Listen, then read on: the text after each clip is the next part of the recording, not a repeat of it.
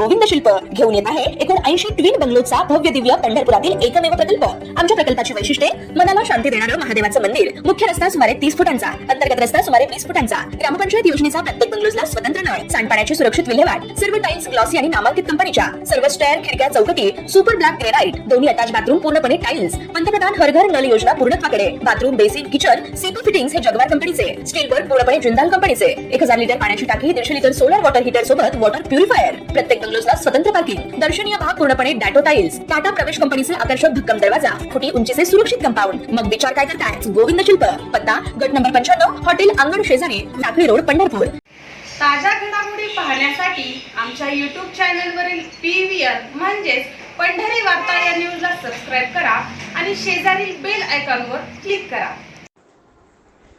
नुकत्याच पार पडलेल्या लोकसभा निवडणुकीत माढा लोकसभा मतदारसंघातून राष्ट्रवादी काँग्रेस शरदचंद्र पवार पक्षाचे उमेदवार धैर्यशील मोहिते पाटील यांनी विजय संपादन केला। लोकसभा निवडणुकीत धैर्यशील मोहिते पाटील यांना माळशिरस तालुक्यातून 1,40,000पेक्षा जास्त मताधिक्य मिळेल असा विश्वास मोहिते पाटील समर्थक व्यक्त करत होते आणि त्याचं कारणही तसंच होतं। मागील 25 वर्षे कट्टर मोहिते पाटील विरोधक अशी प्रतिमा राहिलेले उत्तम जानकर हे यावेळी मोहिते पाटील यांच्या सोबत होते। त्यामुळे माळशिरस तालुक्यात प्रबळ विरोधकच शिल्लक राहिला नाही अशीच धारणा यामागे होती। परंतु माळशिरस तालुक्यातून धैर्यशील मोहिते पाटील यांना केवळ 63,000 इतकं मताधिक्य मिळाल्याचं दिसून आलं होतं। मोहिते पाटील यांच्या या विजयानंतर माढा विधानसभा मतदारसंघातून आता राष्ट्रवादी काँग्रेस पक्षाचा उमेदवार कोण याची मोठी उत्सुकता या मतदारसंघातील राष्ट्रवादी काँग्रेस शरदचंद्र पवार पक्षाच्या समर्थकांना लागून राहिली आहे आणि त्या पाठीमागे कारणही तसंच आहे।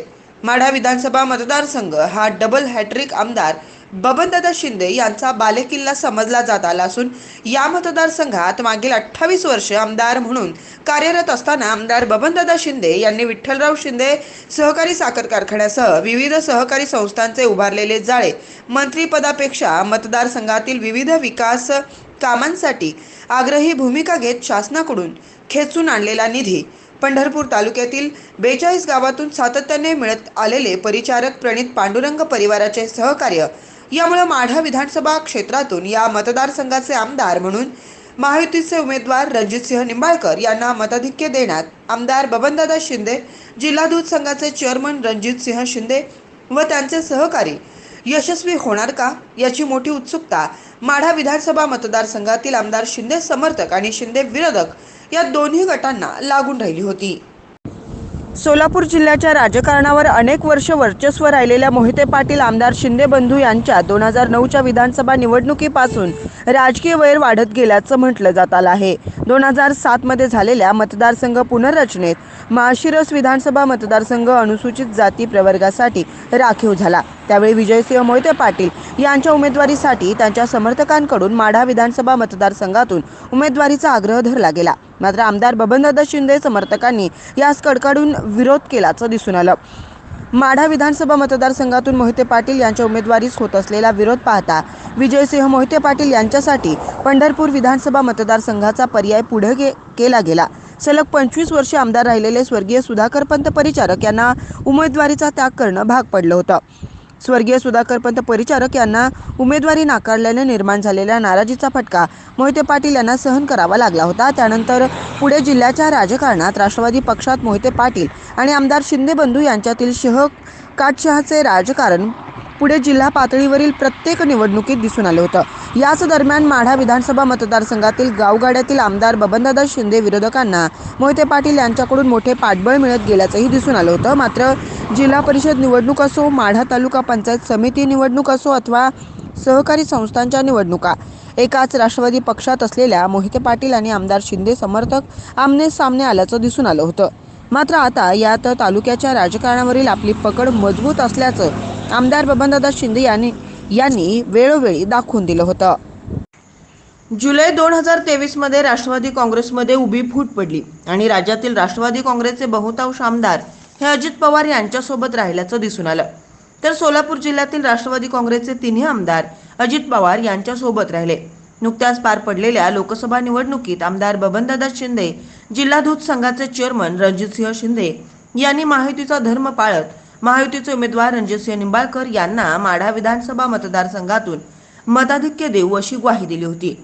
पुढे भाजपकडून उमेदवारी न मिळाल्याने नाराज झालेले धैर्यशील मोहिते पाटील यांनी राष्ट्रवादी काँग्रेस शरद पवार पक्षात प्रवेश केल्यानं माढा तालुक्याच्या राजकारणात आमदार बबनदादा शिंदे यांचे विरोधक म्हणून ओळखल्या जाणाऱ्या अनेकांना ही मोठी संधी मिळाल्याचंच म्हटलं गेलं. माढा विधानसभा मतदारसंघात मोठी चुरस निर्माण झाल्याचं पाहावयास मिळालं. तर दुसरीकडे महायुतीचे उमेदवार रणजितसिंह निंबाळकर यांच्या प्रचार नियोजनासाठी आमदार बबनदादा शिंदे यांनी पिंपळनेर येथे बोलावलेल्या पहिल्याच बैठकीत दस्तूरखुद्द जिल्हा दूध संघाचे चेअरमन रणजितसिंह शिंदे यांच्यासह अनेक कट्टर आमदार शिंदे समर्थकांनी राज्यात शेतकरी वर्गात असलेली अस्वस्थता, दूध खरेदीचे कमी झालेले दर, शासनाकडून रखडलेले दूध खरेदी अनुदान, कांदा निर्यात बंदी यासारख्या अनेक प्रश्ने शेतकऱ्यांमध्ये नाराजी असल्याचं उघडपणे व्यक्त केली होती.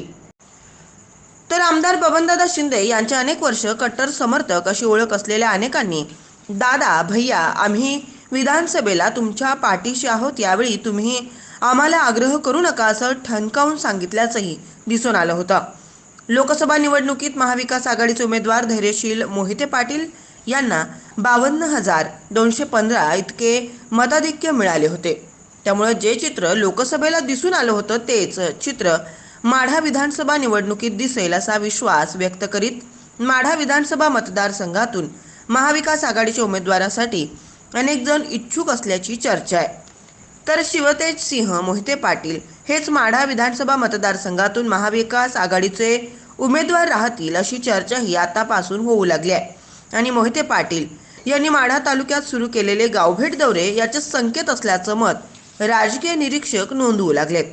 मात्र माढ्यातील विजयानंतर माध्यमांशी बोलताना माढा विधानसभा मतदारसंघातून मोहिते पाटील परिवारातील उमेदवार नसेल तर माढा विधानसभा मतदारसंघातीलच असेल असं विधान केल्यानं माढा विधानसभा मतदारसंघातून महाविकास आघाडीच्या उमेदवारीसाठी मोठी रस्सीखेच पाहावयास मिळणार असल्याचं म्हटलं जात आहे.